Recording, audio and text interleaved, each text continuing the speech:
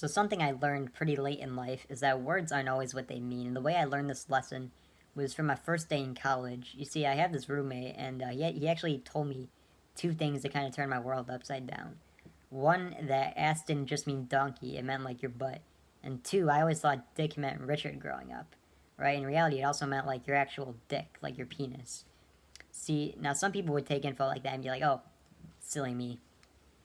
Me, no, I was actually kind of downright fucking horrified. My world was rocked. It was turned upside down, like held frozen over. Because you see, I had this uncle, my Uncle Jeff. He had this saying that he'd say every day when he woke up, whenever he saw someone 24/7. I almost said it myself until, I realized what this meant. Um, his saying was, I love dick in my ass. Now, as you have just heard this, you probably are thinking what I was thinking at that time. I thought to myself in that moment, this man is hella gay. You see, not that I have a problem with that, but I'm not good at holding secrets, and I thought I was the first one in my family to figure this out. I was downright horrified having to hold this secret within. So I needed answers, right? I needed answers before I knew what I was going to do with this. So I raced on over. Well, I didn't really race on over. He was only in the other room. So I guess you could say I walked on over to my Uncle Jeff. And I sat him down, right? This was a bit of an intervention. I look at it and I'm like, Uncle Jeff, that's saying, I gotta ask, are you gay? And he looks at me. He looks at me. It's weird to describe how he looked at me, but I guess a good way to describe it would be, when a parent looks down at their child and they do something mischievous and they have like that oh you moment.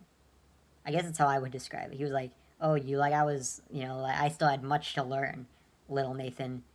And that's actually what he said to me. He said, you have much to learn, little Nathan.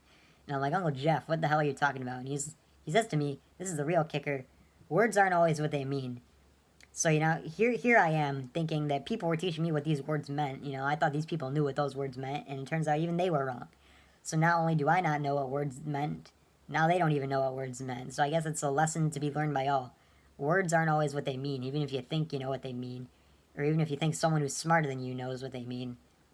But with that being said, that didn't really answer my question. So I had to ask him again. Well, that's great and all, Uncle Jeff, that you're not a homosexual. Not that I would have cared, but I guess it begs the question. What did you mean by your catchphrase? And he looks at me. He's like, "Oh, silly you.